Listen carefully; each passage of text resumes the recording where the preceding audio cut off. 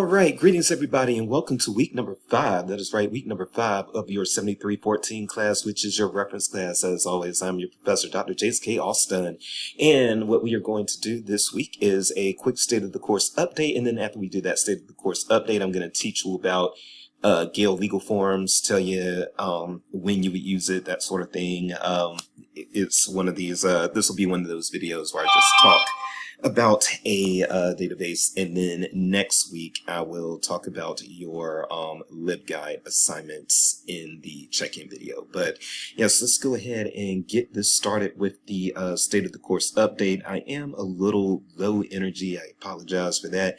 It's been a wonderful summer. Me and my daughter have been just hanging out a whole lot, and that's been great. That's why the check-in video, though, is late this week. She was up a lot yesterday, and she is sleeping in this morning, and I am taking advantage of that. So I apologize for the late check-in video, but you know how it is. The little ones always come first, and to be honest with you, I wouldn't trade these summer experiences with my little girl for anything in the world. But that does put me a little behind on everything else. Kind of glad that this video is dark because yeah, my eyes have all sorts of bags and everything on them. But yes, let's go ahead and take a look at what's going on in the class. So give me one moment here. I will move myself here. Got some things to click out of here. And, well, actually, let me say this. The first thing that I should probably say is that, I have actually been in the class more than it looks like I have, because I know it hasn't really looked like I've been in the class a lot. But what I've been doing is I've been largely over the past few days, doing different lesson plans, gazing at the, discussion boards, but I haven't really, just to make sure that they are, you know, that nothing bad is going on in them. But I largely had to turn my attention to, so if it doesn't look like I've been in the class, I want you all to know that I largely had to turn my attention to grading your virtual reference practice papers, because I have to grade those within, you know, in a certain amount of time before your Wikipedia edit papers, so that if there was feedback that you needed before you turned in the next paper so that you can improve before the next paper, then I was able to give you that in a timely fashion. So I hope that makes sense. So actually last night I just got through grading the virtual reference practice papers. They were for the most part good. Actually, I will even say that this is the fewest amount of people that got APA wrong that I've ever had, okay? I'm not going to say how many, and of course I'm not going to say who, because that would be a FERPA violation, but I will say that for the most part, you all responded very well as far as avoiding the APA mistakes that people usually make. I only had a few, just a handful that made those mistakes. I was very happy to see that. But if I told you you made the mistakes, go ahead and correct that before you turn in your Wikipedia edit assignment. As far as make sure that it's correct on your Wikipedia edit assignment, that's probably a better way to phrase that, so that you don't lose the points on that assignment. But outside of that, yes, the virtual reference practice papers were pretty good, and so I am encouraged in what we're going to see with the Wikipedia edit assignments, and I will try to get discussion board prompts graded out quickly, but again, that's going to, again, my daughter's going to come first. I know I have a job, but I've got a child, and so there's a little balancing act going on there. But I do want to say this, I do not want you all to feel neglected, and so I am going to try to figure this thing out and get the schedule going. My daughter's 4, by the way, so she's young, in case you were wondering, well, how old is this child? So yeah, at 4, they're still pretty dependent, and they also, you know, want a lot of attention, so. But yeah, I have an obligation to you all as well, and I intend to fill it, and I do want you all to know that I care, even if it seems like I'm absent. Yes, I really do care, and I really am here for your success. Okay, so yes, you do have a discussion board prompt that is due this week, July 6th, so it's going to be due this coming Sunday, and then you will have one that's going to be due, week after next, but you won't have one that's due for next week. You'll also have your, again, Wikipedia edit assignment that's going to be due on this coming Sunday night, and then your LibGuide assignment, which I'm going to also, I'm going to go ahead and create your LibGuide logins this week. Be on the lookout for those. Once I put the LibGuide, once I made all the LibGuide logins, I will send out a message to the listserv. Well, not to the listserv. I'll send out an announcement to the class saying that the LibGuide accounts have been created, and to go ahead and check your email, get your account running, and then if you have any difficulties, to get in contact with me, and we will troubleshoot and get you going. Okay. So the LibGuide is going to be due 2 weeks from Sunday, and then the semester-long project will be due on July 25th. So the class is actually wrapping up pretty quickly, folks. Again, summer things are intense, but you all have responded to the pressure well, in my opinion. Okay. So yeah, that's all I think that we've got going on. Hold on for 1 second. All right, yeah, and I was just looking around in the class to see if there was anything else I needed to address. It does not appear that there is. So I did look at the questions area of the discussion boards, and I saw that Elizabeth had a question. Elizabeth, I will get to your question, so do not worry about that. We are going to go ahead and make this a shorter check-in video, so that's going to be good news, because your next week's check-in video is going to be super long, okay? So just be prepared for that. Well, the check-in video itself is not going to be long, but next week we're going to have the LibGuide check-in stuff, and it's going to be a whole lot of stuff, including a check-in video from me, but also including a previous check-in video and a bunch of links and everything like that. So we're going to make things a little shorter this week, especially since you're working on your Wikipedia edits and you're possibly overwhelmed by the pace of the class. So let's go ahead and make this a shorter one. By the way, I do hope you sped this up, but let's go ahead and look at Gale Legal Forms really quick. This should just take us 10 to 15 minutes, and then we'll be all done. Alrighty, my good folks. So yes, let's talk about this Gale Legal Forms database real quick. And I hope that I said this when I showed you all Academic Search Premier and JSTOR. But one thing that I want to let you all know, when I'm showing these databases in the reference class, what I'm doing is not actual tutorials. What I'm doing is introducing you to the database, telling you some of its features, what it does, when you would use it, when I used it in the past, what types of libraries would generally happen, and that sort of thing. So it's kind of an introduction, and then I invite you, if you want to actually master the database, first of all, you can try to access the database and use it on your own, explore it, that sort of thing. If you're a good librarian who loves a good treasure hunt, then that's one thing you probably want to get in the habit of doing anyway. And then another thing that you can do is you are welcome to look at tutorials, all of the databases, pretty much any database for libraries. You will find multiple tutorials, just Googling around online, in YouTube, in the database itself. And then if you go to various library websites, you'll see various libraries will have their own tutorials of the different databases. So there are many out there. So if you want to actually learn how to master this database, by all means, or any database that I show, or any database that you find in a library, then by all means identify that database and then seek out some tutorials, and you will be set. So again, what we're talking about today is going to be Gale Legal Forms, and Gale Legal Forms, I believe, is in all 50 states. What I'm going to be accessing is going to be Missouri Gale Legal Forms, but you know, I'm based in Missouri, of course, but not all of you are. So just because you're not based in Missouri, that doesn't mean that you don't have access to a similar database. More than likely, your own state has a form of Gale Legal Forms, and therefore, when you contact your local public library, you should be able to ask them, hey, do you have something like a Gale Legal Forms database or any other legal forms database? And they will probably say yes, because this is very common for libraries to have, and they'll probably tell you how to access it for your own libraries. So there you go with that. Let me go ahead and get in here so that you all can see. And as you can see, again, Missouri Legal Forms tutorial. So if you want to look at a tutorial for this one, I am on the website for Mid-Continent Public Library. Now, I am a member of Mid-Continent Public Library, but I don't think you have to be a member to look at the tutorial. Okay, this is taking a long time to load. Oh, there we go. All right, because I was about to say I'm not going to take up space on this tape for all this. All right, so this is Gale Legal Forms right here. And so as you can see when you come in, it's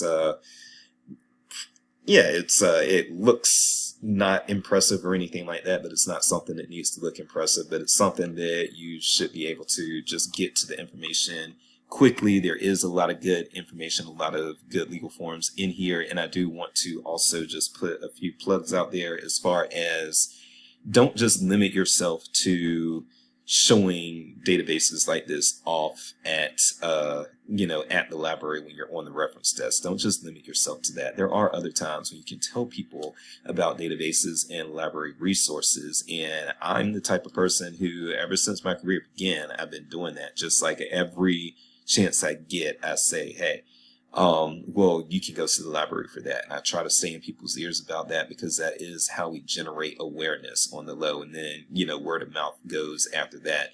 You generate awareness, you tell somebody, and then they're telling somebody else, and they're telling somebody else. And that is how a lot of the word gets out there about what we do in our libraries, okay?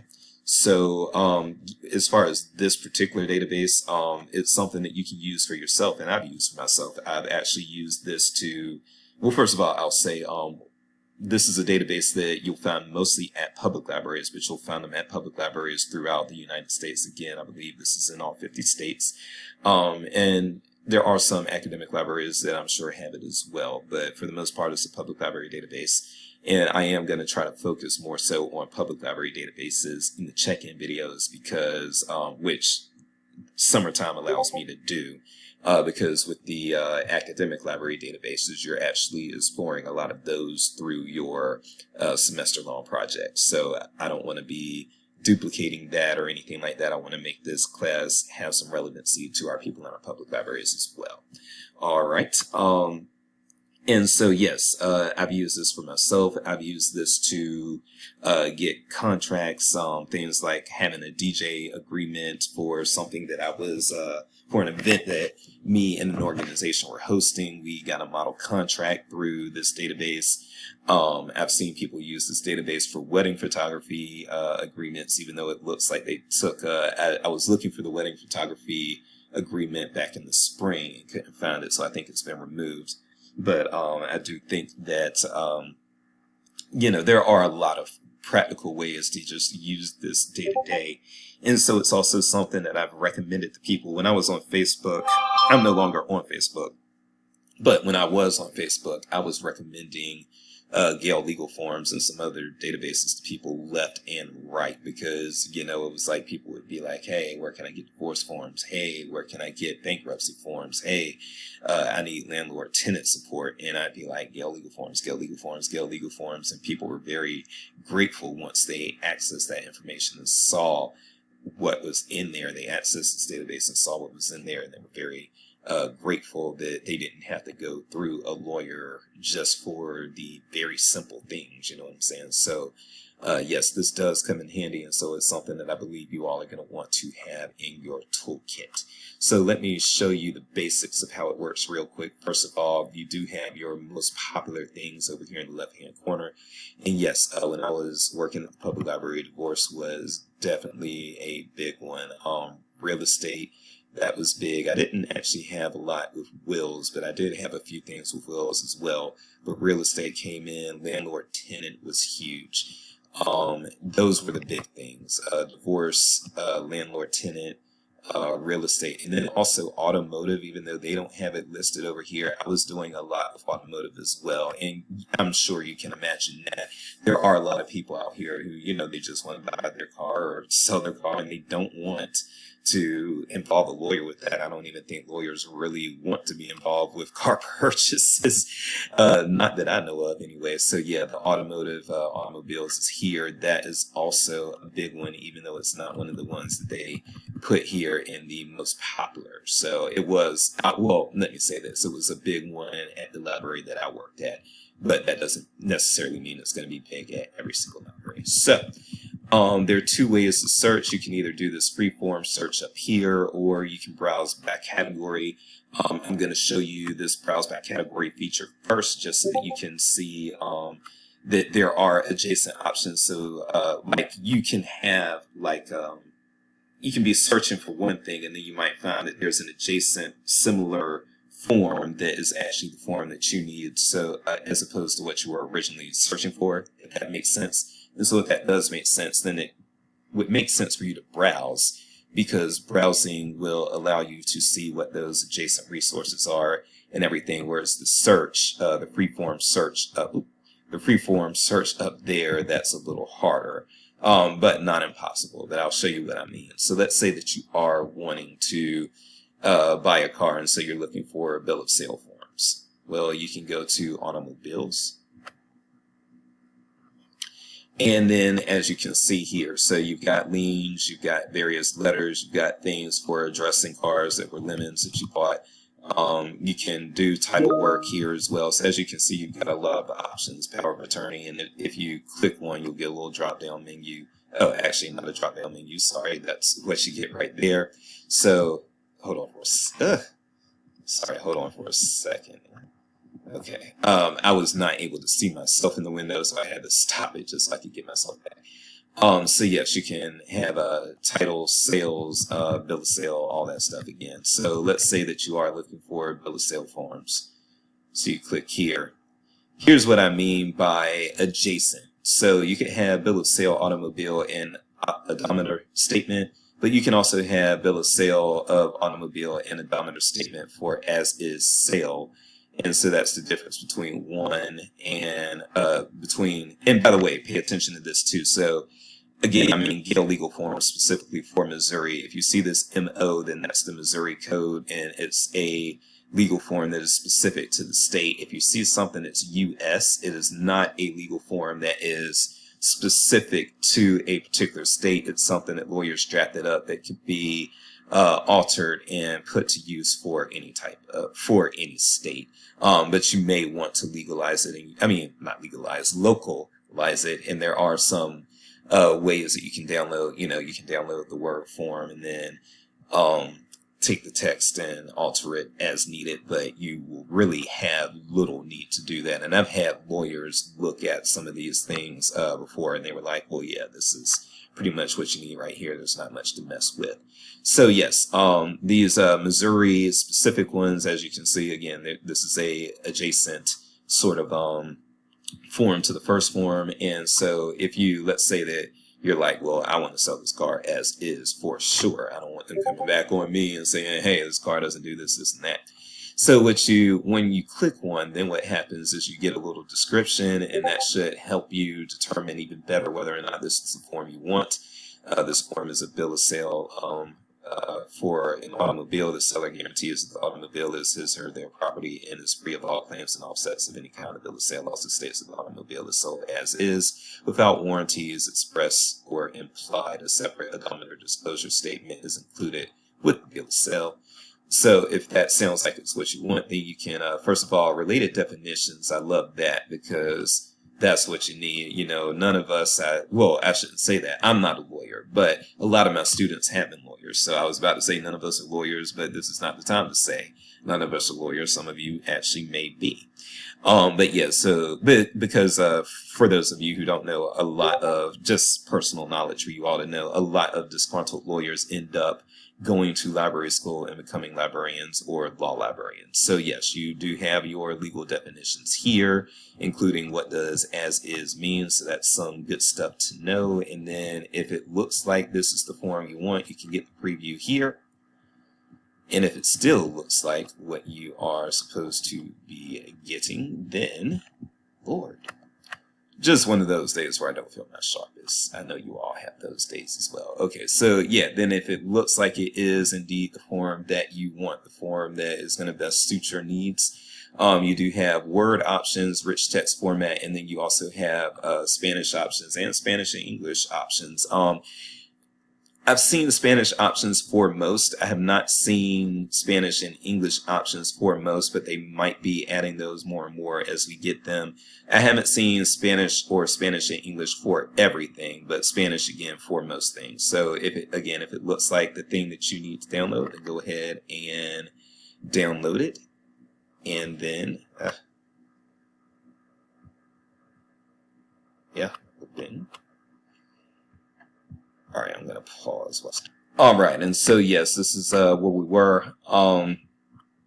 downloaded this right here. And so, yeah, this is your form, download it. I've clicked the enable editing. And so, yes, I can put state of Missouri, Jackson County, and you just fill in the fields. So that's where the benefit of this form comes in. So, and the benefit of this database, that's where that comes in. So you've got this database and you just fill out the blanks in the form, and some of them you have to sign in front of a notary, some of them you don't. Let me see if this is one of them. Yeah, this is one where you would have to sign it in front of a notary. But yes, so for the most part, people don't, and in fact, it's not even easy to do. So for the most part, you're not changing the verbiage there. But if you needed to, you could do probably what you might have to do is even do like a full-on control and copy and paste and put it into a new document and then start editing the words if they aren't the words in the blanks. But for the words in the blanks, yes, they are easy to edit for inconsiderate consideration of $2,000 and so forth and so on. And so you just fill out all the information, print it out, send it to your notary. Not send it to your notary, do the signatures in front of the notary, and then there you have it, and you are good to go. All right, so that is how that works there. But what we are doing now is we are going to go back in the database, and I am going to show you a few other things. Let me pause this for a second. All right, I am going to go into landlord-tenant just to show you all some of the U.S. forms as well, or probably one of the U.S. forms. And the reason why I'm going to show you all a U.S. form is really going to be, well, now they're all coming up as Missouri. Okay, so these are all Missouri. Maybe that was not the greatest idea. Let's do fraternity. Okay. I do want to just show you all one of the U.S. forms because they are going to look different from the Missouri-specific forms. So as you can see, these Missouri-specific forms, they do have that, let me get this preview here. You've got that nice looking little box there for one thing. But this is not, oh, this is a handbook. Okay. Let me find something acceptable. Hold on. Okay, I'm actually going to pivot because I think you got a pretty good idea really on what a Missouri form is looking like with the Missouri form that I just showed you. But yeah, let's look at a U.S. form. So this is a Modified American Academy of Pediatrics Refusal of Vaccination form. This will explain to you what that form means. Vaccination laws are very state specific. This form is a generic example, so that's one of the things that I want you all to see with these U.S. forms. So this form is a generic example that may be referred to when preparing such a form for your particular state. It is for illustrative purposes only. So yeah, this is something that could be modified and used in order to try to create, again, once it's signed, it can be signed and made into something that can be legally, that can stand some sort of test in the legal system. I am not a lawyer, so I don't want to get too deep into that. But yeah, once you sign these, they can still become enforceable agreements if they are something that requires a two-party or a multi-party signature, that sort of thing. Okay. But yes, with these U.S. forms, they tend to not be, they tend to not have as much state specific or any state specific language in them, and the reason for that is to so that they can be modified more broadly. Okay, the last thing that I'm going to show you all is going to be just the free-form search. All right, and I apologize again. I hope you sped this up. I feel I rambled a little bit. I'm just a little tired. But I feel like I rambled a little bit. But for the free-form search, let's see if I can, they don't have the wedding photography, I don't think, in there. But wedding ceremony agreement, that sounds interesting. So let's say that I was looking for forms that I could do. Oh, wedding consultant might even be better. So let's say that I'm trying to hire a wedding consultant and I need to draft an agreement between myself and this wedding consultant. So I could do this and click search. And then I actually want to go to not the Missouri specific one. Actually, though, this can help me with what I was talking about. So, Missouri legal forms here. This one would be specific to Missouri. There is a lot, apparently, as this is a whole package, but you've got a bunch of stuff there. Okay. And then when you've got something that is more US focused, then again, it's not going to have that type of look to it. It is going to look not nearly as neat, but it's going to be something that can be altered a lot more heavily. Okay. So yes, let's say that I wanted to do some sort of wedding consultant thing. This is a form of a sample letter covering the subject matter in the title. So sample letter for wedding planner or consultant's bride, reminding her of an upcoming appointment. Okay, well, that's a letter that I'm sure probably nobody ever uses, but we can take a look at it. If that's what you needed to do, then you could adapt this letter to what you needed to do. You could adapt the language and everything in there so that it would fill the purpose that you needed to fill. But even if you didn't need to change much, you can just fill in the blanks for the date and this time and that date and time, blah, blah, blah, sincerely, and you sign. Okay. And so that's how all that works. So that's Gale Legal Forms. Again, if you want to actually master it, contact your local library, find out, if your library actually has some version of it, regardless of what state you're in. So if you are in Colorado, for instance, ask if you've got a Gale Colorado Legal Forms database. If they say yes, ask how to access it. Once you get access, learn how to use it, go in there, explore, look at tutorials, and it won't take you long before you've got a pretty solid foundation. Sorry, I do feel like I rambled this time around again. I hope y'all sped it up, but I hope you got something out of this, and hopefully I'll be a little more focused and a little sharper next week. I'll see you in the discussion boards, but I am Dr. Jason. I know this is a tiring pace, but you all are going to make it through. You're halfway done. So keep going, keep the speed up. Love you guys. See you next week. Take care.